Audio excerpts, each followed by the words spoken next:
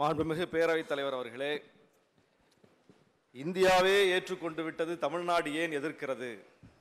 எல்லா மாநிலங்களும் நீட்டை வரவேற்கின்றன, தமிழ்நாடு மட்டும் ஏன் எதிர்க்கிறது என்று இவ்வளவு நாளும் கேட்டுக்கொண்டிருந்தார்கள்.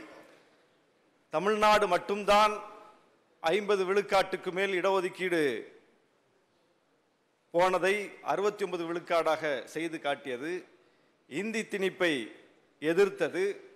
முதல் அரசியலமைப்பு சட்ட திருத்தத்தை கொண்டு வந்தது. இந்தியாவில் யாரும் நினைத்து பார்க்காத காலத்தில் தமிழ்நாடு மட்டும்தான் இவற்றையெல்லாம் செய்து காட்டியது. அந்த வரிசையில் நீட் கொண்டு வரப்பட்ட போது யாருக்கும் அதனுடைய வீரியம் புரியவில்லை. அது எவ்வளவு பெரிய கொடூர தேர்வு முறை என்பது யாருக்கும் விளங்கவில்லை. தமிழ்நாட்டிற்கு மட்டும்தான் அதனுடைய ஆபத்து புரிந்தது. தமிழ்நாடு சட்டமன்றம் மட்டும்தான் நீட்டு விலக்கு மசோதா நிறைவேற்றியது. தமிழ்நாடு முதலமைச்சர் மட்டும்தான் எல்லா மாநில முதலமைச்சர்களுக்கும் கடிதம் எழுதினார். அப்படி கடிதம் எழுதிய போது கூட பெரிய வரவேற்பு இல்லை.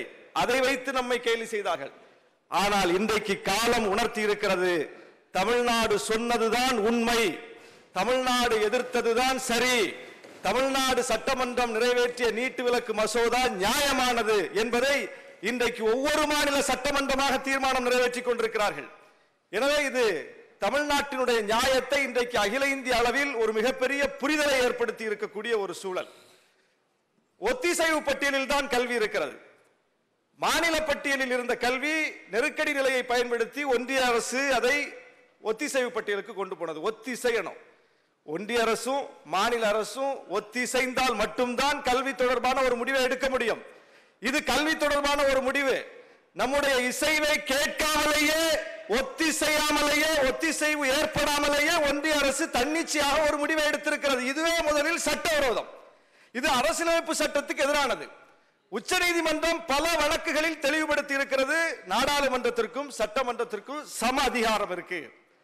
நாடாளுமன்றத்தில் ஒரு சட்டத்தை இயற்றுவதற்கு அதிகாரம் இருக்கிறது என்றால் சட்டமன்றத்திற்கு அந்த சட்டத்தை எதிர்ப்பதற்கு அதிகாரம் இருக்கிறது. அவர்கள் ஏற்றுக்கொள்கிறார்கள் என்றால் நாம் மறுப்பதற்கு நமக்கு அதிகாரம் இருக்கிறது. நாடாளுமன்றத்தில் நீட் வேண்டும் என்று சொல்லிவிட்டார்கள், சட்டமன்றத்தில் நீட் வேண்டாம் என்று சொல்லிவிட்டோம். நாடாளுமன்றம் சொன்னது சரி என்றால் அதற்கு அதிகாரம் இருக்கிறது என்றால் சட்டமன்றத்தில் வேண்டாம் என்று சொல்லி இருக்கிறோமே, இதற்கும் அதிகாரம் இருக்கிறது. இதையும் ஏற்றுக்கொண்டாக வேண்டும். நாடாளுமன்றத்தில் இயற்றப்பட்டதை மட்டும் ஏற்றுக்கொள்வோம், சட்டமன்றத்தில் இயற்றப்பட்டதை ஏற்றுக்கொள்ள மாட்டோம் என்று சொல்வதும் சட்டவிரோதம். எனவே நாம் சட்டவிரோதமாக எதையும் சொல்லவில்லை, கேட்கவில்லை. சட்டத்துக்கு உட்பட்டு, நம்முடைய அதிகாரத்துக்கு உட்பட்டு கேட்கிறோம். எல்லாவற்றுக்கும் மேலாக அவர்கள் இவ்வளவு நாளும் சொல்லி வந்தது உச்சநீதிமன்றத்தினுடைய வழிகாட்டுதலில் செய்யப்பட்டிருப்பது. உச்சநீதிமன்றத்தினுடைய தீர்ப்பின் அடிப்படையில் செய்திருக்கிறோம்.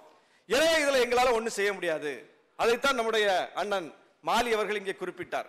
அந்த ஜல்லிக்கட்டு விஷயத்தில் கூட உச்சநீதிமன்றத்தினுடைய தீர்ப்பு எப்படி இருந்தது, அதை மீறி நம்ம எப்படி செஞ்சோம்னு. எல்லாவற்றுக்கும் மேலாக ஏதோ ஒன்றிய அரசு உச்சநீதிமன்றத்திற்கு மிகப்பெரிய மதிப்பு கொடுத்து உச்சநீதிமன்றம் சொன்னதெல்லாம் அப்படியே அடிபிசகாமல் பின்பற்றுவது போல ஒரு தோற்றத்தை ஏற்படுத்தி கொண்டிருக்கிறார்கள். டெல்லி மாநில அரசுக்கு அதிகாரம் உண்டு என்று உச்சநீதிமன்றம் சொன்னது, அதை மீறி அவர்கள் சட்டம் இயற்றினார்கள் அதிகாரத்தை பறிப்பதற்கு. தேர்தல் பத்திரங்கள் தொடர்பான விவரத்தை உடனே கொடுங்கன்னு உச்சநீதிமன்றம் சொல்லுச்சு. அந்த உச்சநீதிமன்றத்தோடு எப்படி மல்லு கட்டினாங்கன்னு பார்த்தோம். உச்சநீதிமன்றத்தோடு எத்தனை முறை இந்த ஒன்றிய அரசு முரண்பட்டிருக்கிறது, உச்சநீதிமன்றம் சொன்னதற்கு மாறாக நடந்து வந்திருக்கிறது என்பதற்கு மிகப்பெரிய காரணங்கள் பட்டியல் இருக்கிறது. அமலாக்கத்துறை இயக்குனர் பதவி நீட்டிப்பு வந்து சட்டவிரோதம் உச்சநீதிமன்றம் சொல்லுச்சு. மீண்டும் மீண்டும் ஒரே ஆளுக்கு பதவி நீட்டிப்பு செஞ்சுக்கிட்டே இருக்காங்க. ஏதோ உச்சநீதிமன்றம் சொன்னா இவங்க கட்டுப்படுற மாதிரி நீட் விஷயத்தில் மட்டும் ஒரு பாவனை காட்டிக் கொண்டிருக்கிறார்கள். இன்னைக்கு அந்த உச்சநீதிமன்றமே நீட்டு தொடர்பாக இந்தியா முழுவதும் புகார்கள் வருகிறது, நீட்டு தொடர்பான பல்வேறு சிக்கல்கள் இருக்கிறது என்பதை உச்சநீதிமன்ற தலைமை நீதிபதி அவர்களே இன்றைக்கு ஒப்புக்கொண்டிருக்கிறார், வெளிப்படையாக சொல்லி இருக்கிறார். எண்ணற்ற வழக்குகள் போயிருக்கின்றன. எல்லாவற்றுக்கும் மேலாக இது ஒரு தகுதி அறியும் தேர்வு என்று சொல்லி இதற்கு ஒரு முலாம் பூசி கொண்டிருந்தார்கள். இது தகுதியற்ற தேர்வு என்பதை இன்றைக்கு அன்றாடம் வரக்கூடிய செய்திகள் உணர்த்தி கொண்டிருக்கின்றன. எனவே இந்த மாறி வரக்கூடிய சூழல்களை நாம் உள்வாங்கி நீட் எதிர்ப்பை இன்னும் தீவிரப்படுத்த வேண்டும். தமிழ்நாடு தான் இந்தியாவுக்கு எல்லாவற்றிலும் வழிகாட்டிய மாநிலம். அதுவும் கல்வி தொடர்பான விஷயத்தில் இந்தியாவில் மற்ற எந்த மாநிலத்திற்கும் இல்லாத ஒரு வரலாற்று நமக்கு உண்டு. அது என்னவென்றால் தமிழ்நாட்டின் கல்வி வரலாறு தான் தமிழ்நாட்டின் அரசியல் வரலாறு, தமிழ்நாட்டின் அரசியல் வரலாறு தான் தமிழ்நாட்டின் கல்வி வரலாறு.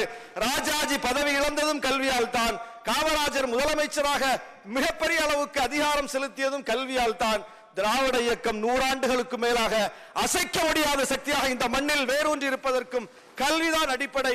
எனவே கல்வி தொடர்பான விஷயத்துல நாம ரொம்ப சென்சிட்டிவானவர்கள், ரொம்ப உணர்வுபூர்வமானவர்கள். அதுல எந்த காம்ப்ரமைஸும் நம்ம பண்ண மாட்டோம். அதை இந்தியாவுக்கு எல்லா ஒன்றிய அரசுக்கும் எல்லா காலத்திலும் நாம் அதை புரிய வைத்திருக்கிறோம். இன்றைக்கு நம்முடைய அந்த குரலை ஒவ்வொரு மாநிலமாக பின்பற்ற தொடங்கி இருக்கிற இந்த சூழலில் மீண்டும் இந்த சட்டமன்றத்தில் இன்றைக்கு நம்முடைய மாண்புமிகு முதலமைச்சர் அவர்கள் நீட் தொடர்பாக கொண்டு வந்திருக்கிற இந்த தீர்மானத்தை விடுதலை சிறுத்தைகள் கட்சியின் சார்பில் வரவேற்று இந்த அரசுக்கு இது போன்ற விஷயங்களில் எப்போதும் நாங்கள் துணையாக நிற்போம் என்று சொல்லி விடைபெறுகிறேன். நன்றி, வணக்கம்.